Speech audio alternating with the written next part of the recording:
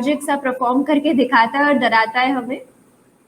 जी, तो ये जो सितंबर का ये जो फिनोमेना है कि सितंबर में क्रिप्टो करेंसी मार्केट या बिटकॉइन मार्केट जो है नीचे गिरता है, ये कोई नई बात नहीं है। अगर आप बिटकॉइन की हिस्ट्री में जाए तो ये बहुत इंटरेस्टिंग है ऑब्जर्व करना कि बहुत साल ऐसे रहे हैं, इनफैक्ट 1 या 2 साल ही ऐसे जहां पर सितंबर जो पॉजिटिव रहा, लेकिन अगर पिछले 4 साल से अगर आप देखें तो बिटकॉइन जो है सितंबर के महीने में हमेशा एक लो परफॉर्मर रहा है। मैं अपने कुछ स्टैट्स निकाले यहाँ पर मेरे नोट्स पर, अगर आप 2017 में देखें करीबन 7.43%, फिर 2018 में 5%, 5.5%, 2019 में 13% हुआ वो, 2020 में पिछले साल 7%, 7.5% के आसपास गिरा हुआ था मार्केट, और इस महीने जो है करीबन 5-5.5% गिरा है। तो सितंबर हिस्टोरिकली अगर आप पिछले 4-5 साल से देखें तो ये प्रेडिक्टेड है कि 7 से 8% के बीच में सितंबर में ये मार्केट गिरता ही है। उसके कारण बहुत सारे एक्सप्लेनेशंस हैं। अगर आप यूएस की ओर अगर आप रुख करें जहां पर मार्केट काफी डोमिनेट है, वहां से ज्यादा जो है जो क्रिप्टो करेंसी में जो भी एक्शन हो रहा है वहां पर जो हो रहा है उसका काफी इम्पैक्ट जरूर पड़ता है क्रिप्टो करेंसी मार्केट में। तो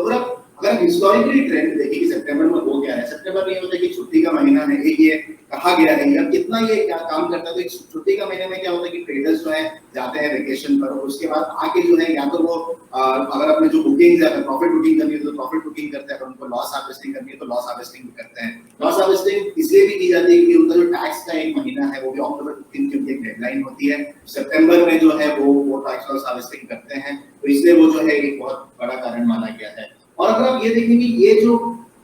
ट्रेंड है ये सिर्फ क्रिप्टो मार्केट का ट्रेंड नहीं है, ये जो है स्टॉक मार्केट में भी यही ट्रेंड है। स्टॉक मार्केट में भी सितंबर जो है यूएस स्टॉक मार्केट के ऊपर स्पेशली अगर आप देखेंगे तो सितंबर हिस्टोरिकली जो है ये लो महीना रहा है, तो कहीं ना कहीं एक कोरिलेशन जरूर है क्रिप्टो मार्केट में और स्टॉक मार्केट में। तो और दूसरा ये भी एक बहुत बड़ा कारण बताया जाता है कि स्टॉक मार्केट में अगर ट्रेडिशनली देखेंगे फिस्कल ईयर की जो बात की टैक्स लॉस हार्वेस्टिंग, तो म्यूचुअल फंड वगैरह भी जो है जो बड़े मार्केट में काम करते हैं, इंस्टीट्यूशनल जो प्लेयर्स हैं वो भी जो है टैक्स लॉस हार्वेस्टिंग वगैरह करते हैं, तो उसका एक बहुत बड़ा कारण है। दूसरा अगर आप देखेंगे अभी क्या चल रहा है मार्केट में, अगर हम ये जूम आउट करके, ये तो हो गया हमारे फैक्टर्स जो लोग ऐसा मानते हैं कि ये कारण है कि मार्केट सितंबर में डाउन करता है। अगर आप अभी देखेंगे तो 2-3 बड़ी चीजें चल रही है। आप तो एवरग्रांड सागा के बारे में शायद आप बात कर ही चुके हैं। एवरग्रांड जो एक सिस्टमिक रिस्क है, लोगों को ये डर जरूर था कि इसका क्या इंपैक्ट पड़ेगा, उसे जो है चाइना का लीमन ब्रदर्स भी कहा जा रहा था, तो ये जो एक सिस्टमिक रिस्क था, लोगों में डर था कि इसका इंपैक्ट मार्केट में जरूर पड़ेगा, तो जाहिर सी बात है लोगों ने मार्केट से पैसा खींच लिया। अब ये गौरतलब है कि क्रिप्टो करेंसी मार्केट को जो है जब हम बात करते हैं, हमारे जैसे एक्सपर्ट से बात करते हैं, दूसरे कोई भी अगर बात करेंगे तो आप हमेशा सुनेंगे क्रिप्टो जो एक हेज है, स्टॉक मार्केट एक है, जैसे गोल्ड एक हेज है, क्रिप्टो एक हेज है। लेकिन अभी क्या हो रहा है, भले ही हम जैसे रिटेल इन्वेस्टर्स, मैंने जो अपने बिटकॉइन को मैंने नहीं बेचा, लेकिन जो इंस्टीट्यूशनल प्लेयर्स हैं जो अब आ गए हैं, तो जो मैक्रो फोर्सेस उनको इंपैक्ट कर रही हैं, वही मैक्रो फोर्सेस जो है अब क्रिप्टो करेंसी इंडस्ट्री में भी आ गए। जैसे जैसे क्रिप्टो इंडस्ट्री बड़ा होता चला जाएगा, वैसे वैसे आप देखेंगे ओवरऑल क्रिप्टो मार्केट में जो है ये आप देखेंगे जो स्टॉक मार्केट में इंपैक्ट हो रहा है वही इंपैक्ट जो है क्रिप्टो मार्केट में भी हो रहा है, क्योंकि इसकी ट्रेडिंग भी आप देखेंगे 24/7 है, लोगों के पास ये अपॉर्चुनिटी है कि वहां पर जो है ट्रेड कर सके। तो मैक्रो में अगर आप देखेंगे तो ये एवरग्रांड का तो डेफिनेटली इंपैक्ट जरूर पड़ा है, लेकिन अभी हाल में थोड़ा सा जो उसको लेकर थोड़ा सा जो पिछले 1-2 दिन में थोड़ा सा जो है अच्छी खबर आ रही है कि जो इंटरेस्ट पेमेंट्स वगैरह है वो शायद वो उम्मीद कर पाए, तो थोड़ा सा जो है डर कम हुआ है एवरग्रांड को लेकर।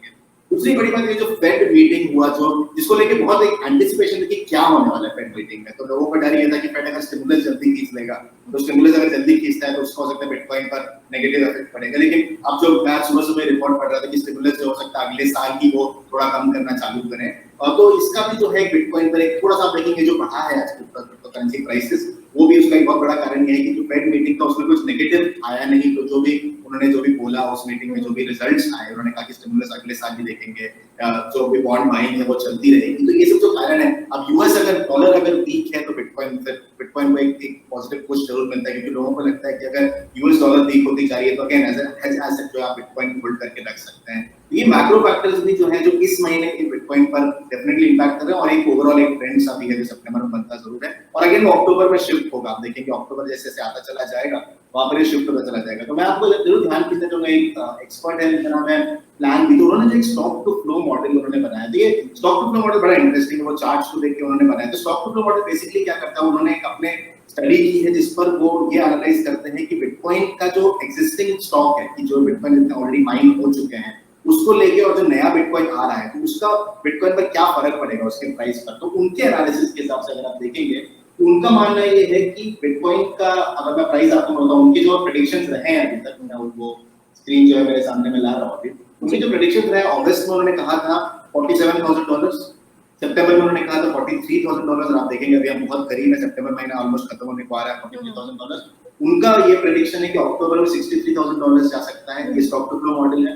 नवंबर में जो है $98,000 जा सकता है और दिसंबर में जो है $135,000 जा सकता है, और ये है स्टॉक टू फ्लो मॉडल। उन्हीं का एक और अब जो एक लॉगरिथमिक एक मॉडल, एक और टाइम मॉडल बोलते हैं उसे, उसमें अगर आप वर्स्ट केस सिनेरियो देखें तो 143 तो हो गया बेस्ट केस सिनेरियो आपका दिसंबर के अगले 3 महीने में। वर्स्ट केस सिनेरियो जो है उसके हिसाब से $30,000 के आसपास है, जो भी बहुत बुरा नहीं, बहुत बुरा ड्रॉडाउन नहीं है। तो अगर आप एज ए ट्रेडर अगर आप इन सिग्नल्स को देखना चाहते हैं तो आप ये देख सकते हैं कि आपका जो रनवे है ऊपर जाने का बहुत ऊपर है, और अगर आप नीचे अगर आप देखेंगे कि वर्स्ट केस सिनेरियो में $30,000 तक जाता हुआ दिख रहा है बिटकॉइन। तो ये जो दो आपके जो नंबर्स है $30,000 और $100,000, अभी 100,000 बहुत ज्यादा लगता है सुनने में, लेकिन फिर भी जब बिटकॉइन जब भागेगा तो ये बहुत जल्दी उसको ब्रीच करेगा। तो आशंका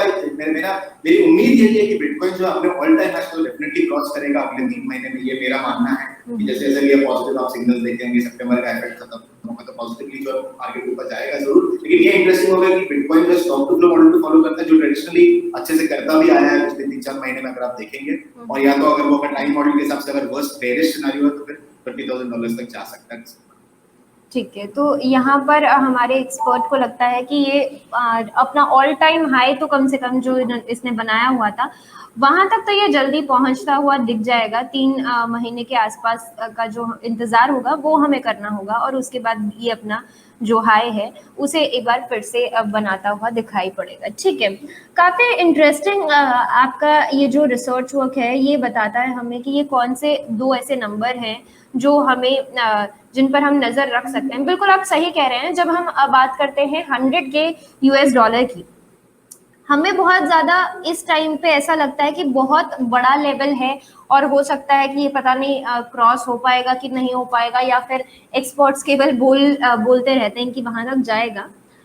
मगर हो नहीं पाएगा, वो वहां तक नहीं पहुंच पाएगा। तो यहाँ पर एक्सपर्ट की एक अच्छी राय आती हुई कि वो हमें थोड़ा सा इस वक्त लगता है कि रियलिस्टिक नहीं है, मगर जब बिटकॉइन वापस से अपने मोमेंटम को पकड़ेगा तो वो भी उसके लिए कोई बहुत बड़ी बात नहीं होगी। क्योंकि जब हम बात कर रहे थे तो अगर ये हमने बात जब करना शुरू किया था 100K की, तब हम कहाँ पे थे अगर आप याद करेंगे तो हम 32-35 US डॉलर के आसपास 1000 के आसपास बैठे हुए थे बिटकॉइन में। उसके बाद जो इसने मोमेंटम पकड़ा और ये बिल्कुल रुका नहीं और बहुत अच्छा इसने किया है तब से अब तक, तो अभी वापस इस पे हमें फेथ रखना होगा, वापस ये करके दिखा देगा। तो ओवरऑल अगर मार्केट कैप भी देखेंगे तो पिछले कुछ महीने पहले ही वो 8 ट्रिलियन से कम था। अभी अगर आप ओवरऑल मार्केट कैप देखेंगे तो $1.9 ट्रिलियन है। तो अगर आप जूम आउट करके देखें, पर्सपेक्टिव अगर आप अपना चेंज करें, शेयर शॉर्ट टर्म पर्सपेक्टिव से हटके अगर आप थोड़ा लॉन्ग टर्म जूम आउट लेंगे, आप देखेंगे क्रिप्टो मार्केट अभी भी काफी हेल्दी है। और जो लॉन्ग टर्म फैक्टर्स है वो तो है ही, मैंने आपको पिछले शो में बताया था कि जो लॉन्ग टर्म जो उन्होंने बिटकॉइन को होल्ड करके रखा हुआ, जिनको बिटकॉइन की भाषा में होल्डर्स कहा जाता है, तो होल्डर्स जो है अभी भी बिटकॉइन को रखे हुए हैं, जो नॉलेज काफी टाइम से बिटकॉइन जो एक्यूमुलेट भी कर रहे हैं, बड़े-बड़े जो कंपनियां हैं बिटकॉइन को पार्टनरशिप कर रही है। तो मैक्रो फैक्टर्स है वो अभी भी डेफिनेटली बिटकॉइन के फेवर में है। रेगुलेशंस का डेफिनेटली एक इंपैक्ट जरूर पड़ेगा। अभी क्रिप्टो करेंसी की अगर आप रेगुलेशंस की बात करें तो यूएस की जो एसईसी के जो चेयरमैन है गैरी गेंसलर जो है वो काफी एक स्टेबल कॉइंस के रेगुलेशन के ऊपर जो काफी जो है एक सख्त सा रूप अपना रहा है रेगुलेशंस के ऊपर। तो रेगुलेशंस के ऊपर एक अगर सख्ती आती है ये 2-3 महीने में, अभी कॉइनबेस जो दुनिया के सबसे बड़े एक्सचेंज में लिस्टेड कंपनी है कॉइनबेस, तो कॉइनबेस जो है अपने एक लैंड प्रोग्राम चालू करना चाह रहा था, जहां पर आपने देखा भी होगा बहुत सारे क्रिप्टो करेंसी एक्सचेंजेस में वर्ल्ड ओवर लैंडिंग रखते हैं, जहां पर आपको जो बॉन्ड मार्केट है उससे ज्यादा आपको जो इंटरेस्ट मिलता है। तो जाहिर सी बात है वो काफी अट्रैक्टिव है किसी भी इन्वेस्टर के लिए। अब जो है लैंड के ऊपर ये हो गया, कॉइनबेस का जो लैंड प्रोग्राम था उसके ऊपर ये हो गया कि उन्होंने कहा कि नहीं, ये सिक्योरिटी इंस्ट्रूमेंट है, और अगर सिक्योरिटी इंस्ट्रूमेंट होगा तो आपको जो रेगुलर परमिशंस और जो लॉ के हिसाब से आपको अवॉइड करना पड़ेगा। इस वजह से जो कॉइनबेस को जो है वो प्रोग्राम पीछे खींचना पड़ा अपना। तो इसी तरह से जो एसईसी जो है यूएस में काफी जो है वो सख्ती से देख रहा है कि क्रिप्टो करेंसी मार्केट में क्या हो, स्टेबल कॉइंस पर भी उनकी नजर है। स्टेबल कॉइंस के ऊपर भी काफी आर्टिकल आया था कि स्टेबल कॉइंस को कैसे ट्रीट किया जाए, क्या उसको ट्रीटमेंट किया जाए। तो बहुत कई तरीके से वो देख रहे हैं, और अगर उस डायरेक्शन में कुछ काम होता है, और जनरली थोड़ा कंजर्वेटिव ही रहता है क्रिप्टो करेंसी मार्केट। रेगुलेटर्स अगर आप देखेंगे यूएस के रेगुलेटर्स थोड़े कंजर्वेटिव होते हैं, ऐसा अगर कुछ होता है तो फिर डेफिनेटली उसका एक शॉर्ट टर्म प्रेशर बिटकॉइन के प्राइस पर जरूर दिखेगा। तो उस पर भी नजर रखनी काफी जरूरी होगी, क्योंकि अगर रेगुलेशंस अगर आते हैं, अच्छी बात है, लॉन्ग टर्म में वो अच्छा ही है क्रिप्टो करेंसी के लिए, और कॉइनबेस बहुत ही रेगुलेटेड तरीके से काम करता है, वो एक अच्छी बात भी है, लेकिन शॉर्ट टर्म में उसका एक इम्पैक्ट जरूर पड़ेगा, तो इस पर भी आप नजर जरूर रखिएगा। तो ये जो मैक्रो फैक्टर्स है, मैंने एवरग्रांड की बात की, मैंने इंटरेस्ट रेट्स की बात की, और अब जो ये वाला भी एक पॉइंट है कि रेगुलेशन में क्या होगा, एसईसी काफी क्लोजली देखेगा, और जो एसईसी करेगा वही world over regulators generally follow भी करते हैं। यूएस जनरली लीड लेता है एक्सचेंजेस जो भी रेगुलेशंस को लेके, तो उसको भी जो है इंडिया में भी शायद उसी तरीके से रेगुलेट किया जाए, ये मेरा मानना है, तो उसका डेफिनेटली एक कहीं ना कहीं प्रभाव जरूर पड़ेगा। ठीक है शशांक, एक तरफ जब हम बात करते हैं क्रिप्टो करेंसीज में इन्वेस्टमेंट की, वहीं दूसरी तरफ हम देखते हैं कि ऑल ओवर वर्ल्ड की तो बात छोड़ देते हैं इस वक्त, केवल अगर इंडिया की बात करूं, केवल भारत की बात करूं मैं, तो यहाँ पर लोग जागरूक तो हो रहे हैं इन्वेस्टमेंट को लेकर, लेकिन बैंक से जुड़े हुए बहुत से इश्यूज हैं जो वो फेस कर रहे हैं। कभी बैंक सपोर्ट नहीं कर रहा है, कभी ट्रांजैक्शन उनकी बीच में अटक जाती है। तो ये सारे जो छोटे छोटे इश्यूज आते हैं, ये काफी परेशान कर देने वाले होते हैं, और ये शायद एक ऐसा फैक्टर होते हैं जो ट्रस्ट ब्रेक कर देते हैं व्यूअर्स का। तो इसे आप किस तरीके से देखते हैं? ये तो हमने पहले भी बात की है एक्सपर्ट्स के साथ, और ये ऑब्वियसली अच्छी चीज है। जितना ज्यादा रिसर्च वर्क होगा और जितनी ज्यादा इनोवेशन होगी, उतना ज्यादा एक पक्का फॉर्मूला या कुछ ऐसी चीजें निकल के आएंगी जो फिर एकदम फुल प्रूफ होंगी, और उसके बाद कोई प्रॉब्लम हमें नहीं देखने को मिलेगी। और क्योंकि जो क्रिप्टो है वो एक नई इंडस्ट्री है, 10 साल या 11 साल कोई बहुत बड़ी बात नहीं होता है, तो ये हम समझते हैं कि अभी और बहुत काम होना बाकी है। मगर अगर खासतौर पे इंडियंस की बात की जाए, तो वो छोटा भी अगर कोई उनको ग्लिच मिल जाता है तो वो उनको परेशान कर देता है। तो ये जो ट्रबल्स हमें फेस करनी पड़ती हैं, इनसे किस तरीके से बचा जाए, और किस माइंडसेट के साथ हम जब भी कोई ट्रांजैक्शन, कोई ट्रेड या ऐसी चीजें करने लगे, तो क्या हमारा माइंडसेट होना चाहिए?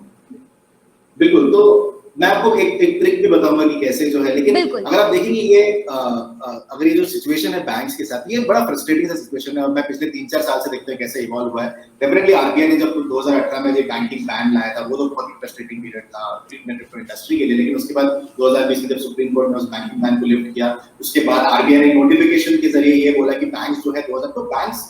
जो है जैसे 2018 का जो सर्कुलर है उसको लेके जो चला रहे थे, वो बोल रहे थे आप क्रिप्टो करेंसी में इन्वेस्ट नहीं कर सकते, लोगों का बैंक अकाउंट फ्रीज हो रहा था, बंद हो रहा था। मैंने देखे, मेरे दोस्तों को लेटर्स आए बैंक से, तो वो काफी एक बहुत ही फ्रस्ट्रेटिंग पीरियड था जरूरी की। एक तो जब आप ये समझिए बैंक जो है हमको सर्विस दे रहे हैं, और ये मैंने कभी कहा भी है, बैंक हमें सर्विस दे रहे हैं, हम जो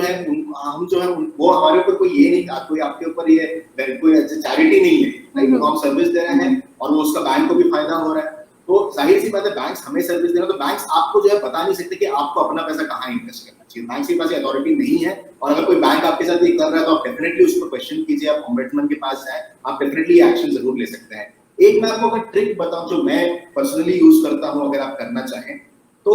प्राइमरी आपका जो क्रिप्टो करेंसी, आपका जो बैंक अकाउंट है, प्राइमरी बैंक अकाउंट जहां पर आपकी सैलरी आती है, या जो आपका मेन अकाउंट है जिससे आपके म्यूचुअल फंड्स जुड़े हुए हैं, पेंशन, एलआईसी वगैरह, उसको प्लीज क्रिप्टो करेंसी ट्रेडिंग के लिए ना यूज करें।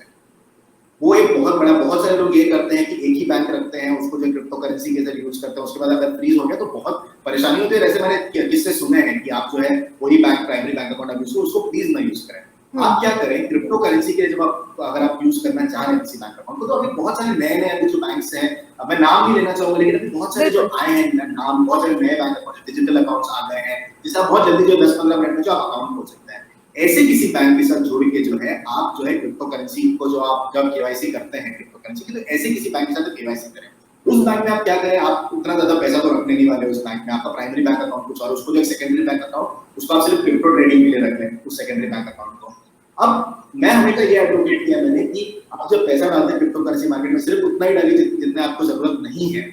तो मैं ये नहीं चाहूंगा कि आपके व्यूअर्स इतना डाल दें कि आपको जो बार-बार निकालना पड़ रहा है, कि मैं पर्सनली इतना ही डालता हूं, मैंने कि मुझे निकालना नहीं पड़ता। अगर मुझे कैश फ्लो की जरूरत पड़ती भी है तो मैं किसी और इंस्ट्रूमेंट के जरिए, जो मेरे डेट फंड्स हैं, जो मेरे लिक्विड म्यूचुअल फंड्स हैं, वहां से जो मैं पैसे, तो अभी भी वही सजेस्ट करूंगा, जो आपका पैसा है जो आपको यूज में आने वाला है, उसको या तो अपने सेविंग्स बैंक में रखिए, या लिक्विड म्यूचुअल फंड में अगर आप रख सकते हैं वहां से आप निकाल सकते हैं।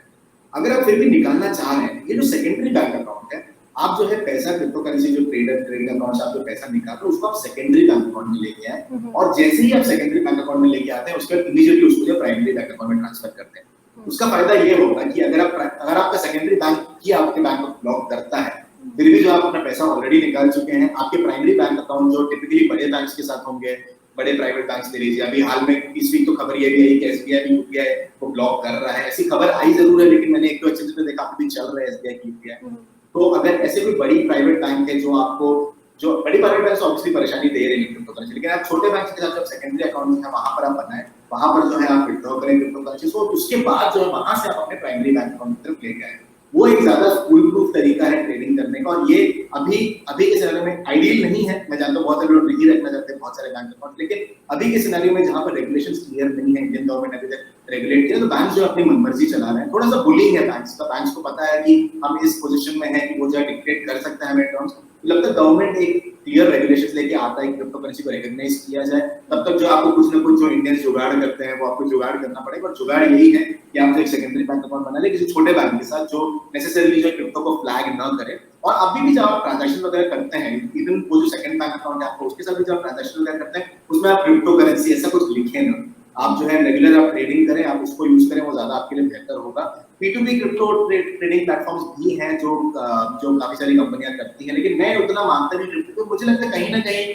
वो एक आपको एक रिस्क की तरफ एक्सपोज जरूर करता है अगर आप P2P ट्रेडिंग करेंगे, क्योंकि P2P में आप किसको पैसा भेज रहे हैं आपके बैंक अकाउंट से वो आपको पता नहीं है। वो कल को कोई क्रिमिनल निकल गया, वो कल को कोई मनी लॉन्ड्रर निकल गया, तो आपको पता नहीं आप किसके साथ ट्रेडिंग करते हैं। P2P थोड़ा सा ट्रिकी गेम है, हालांकि मैंने 2018 में किया है P2P, लेकिन मुझे थोड़ा सा वो रिस्की लगता है कि आप किसके साथ इंटरेक्ट कर रहे हो आपको पता नहीं है। तो इसलिए मैं आपको यही कहूंगा कि अभी जो है आप उतना ही पैसा डालें जिसकी अपनी जरूरत नहीं है, शॉर्ट टर्म में आपको जरूरत ना पड़े निकालने की। अगर जरूरत पड़ती है, कोई इमरजेंसी है, तो आप सेकेंडरी बैंक अकाउंट यूज करके उसे निकाल सकते हैं बाहर। और अगर आपको सिर्फ ट्रेडिंग के लिए रखनी है तो आप जो है क्रिप्टो करेंसी में ही रखें पैसा। आप जो है यूएसडीटी में बड़ी आसानी से आप पैसा रख सकते हैं, यूएसडीटी लीजिए, कोई भी स्टेबल कॉइन ले लीजिए, आप उसमें आप पैसा रख सकते हैं और उसके थ्रू जो आप ट्रेडिंग कर सकते हैं। बैंक में हर बार लाने की जरूरत नहीं है। ये बिल्कुल, ये एक अच्छी जो स्ट्रैटेजी है वो हो सकती है जितने भी ट्रेडर्स हैं, क्योंकि अगर आपको दिखाई दे रहा है, आपको कोई अच्छी डिप दिखाई दे रही है और आपको लगता है कि ये सही समय है खरीदने का, और इतने में अगर आप ट्रांसफर कर रहे हैं और ये सारी चीजों के बीच में फंसे हुए हैं,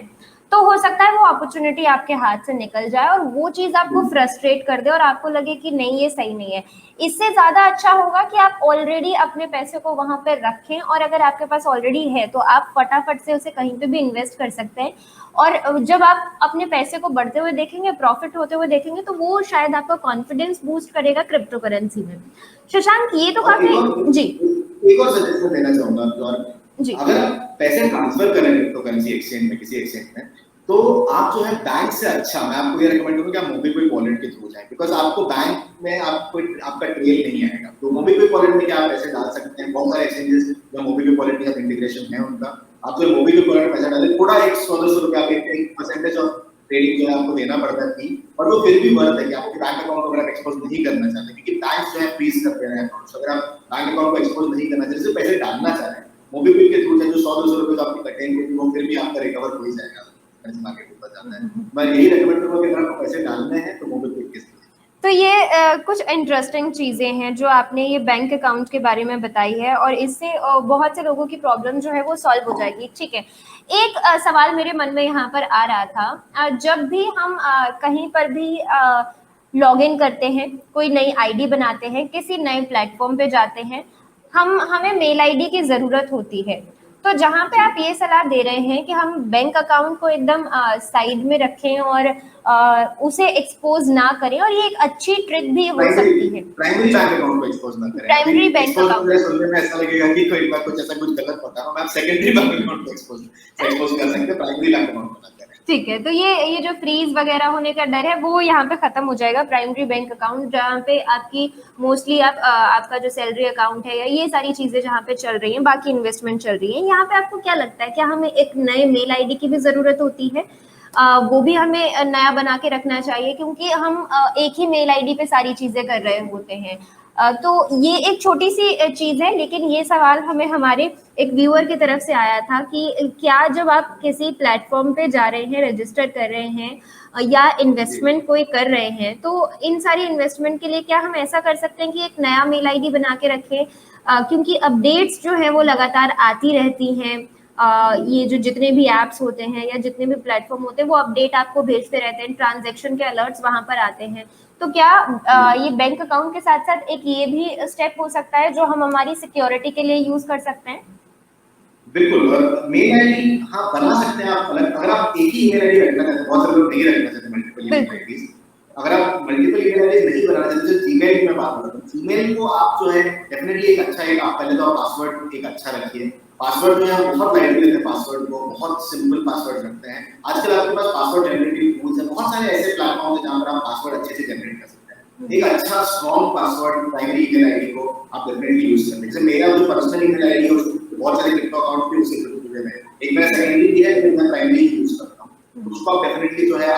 उसमें आप जो है आप एक अच्छा स्ट्रॉन्ग पासवर्ड डालें। दूसरा आपको जो रखना जरूरी है, जो टू फैक्टर ऑथेंटिकेशन वो बहुत जरूरी है। जीमेल आपको डेफिनेटली देता है, जीमेल सबसे ज्यादा यूज्ड है अकाउंट, जीमेल आपको डेफिनेटली एक टू फैक्टर ऑथेंटिकेशन आपको देता है, जहां पर जो है आपको एक और डिवाइस के साथ जाके आपको जो अप्रूव करना पड़ता है साइन इन, और उसके बाद जब आप अप्रूव करते हैं उसके बाद भी आपको मैसेज आता है कि एक नया साइन इन जो है ये अटेम्प्ट हुआ, ये आपका साइन इन है या नहीं है। तो आपको जो जीमेल काफी जो है आपको टूल्स एंड टूल्स देता है, और ऐसे बहुत सारे दूसरे ईमेल प्लेटफॉर्म प्रोवाइडर्स भी हैं जो देते हैं आपको। तो डेफिनेटली अगर आप प्राइमरी अकाउंट, अगर आप सेकंड बना सकते हैं तो बहुत अच्छा है, आप एक जगह पर रिस्क रखेंगे नहीं, लेकिन अगर आप प्राइमरी अकाउंट यूज कर रहे हैं, एक strong password, simple cyber security का ये रिस्क प्रैक्टिस है, आप जो है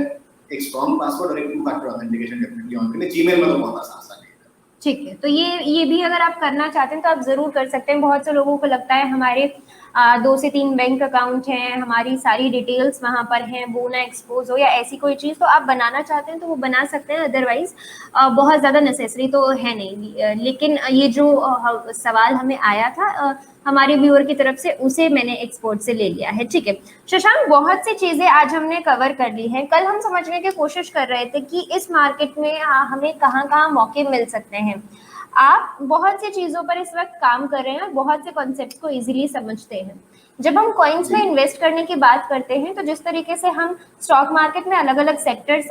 को लेकर चलते हैं, यहाँ पर भी बहुत सारी चीज़ें हमें मिल जाती है, डीफाई, एनएफटी, गेमिंग, ये वो बहुत सी चीज़ें हमें मिलती है।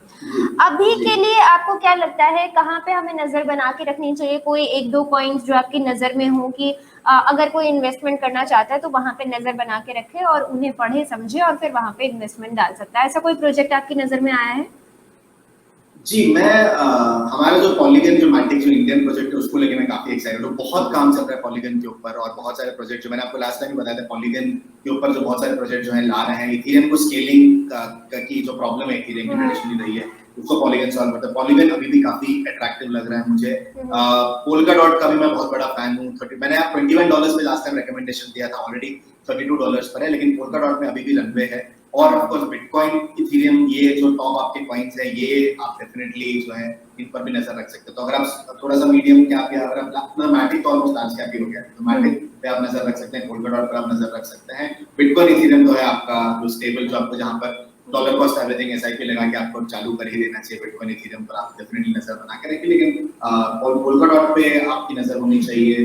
इस पे आप नजर रख सकते हैं मैटिक पर। एक और जो मुझे पर्सनली अच्छा लगता है वो है एफटीटी, एफटीएक्स टोकन। एफटीटी एक एक्सचेंज है यूएस का और काफी एक बड़ा एक्सचेंज है, और काफी उन्होंने जो मूव्स किए हैं। तो इस एक्सचेंज को जो मैंने जब पहली बार जब देखा था, यहाँ पे $25-30 के आसपास, अभी जो $57 पर ट्रेड कर रहा है। और एक्सचेंज कॉइन्स आपने बाइनेंस कॉइन के साथ देखा है कि एक्सचेंज कॉइन्स जो है एक तरीके से एक्सचेंज जितना वैल्यूएबल होता जाता है, जितना ज्यादा बड़ा होता जाता है, एक्सचेंज कॉइन्स की तरफ वो वैल्यू डेफिनेटली अप्रूव होती है। तो एफटीएक्स जो है काफी अच्छा काम कर रहा है, उसके जो सीईओ को फाउंडर है वो काफी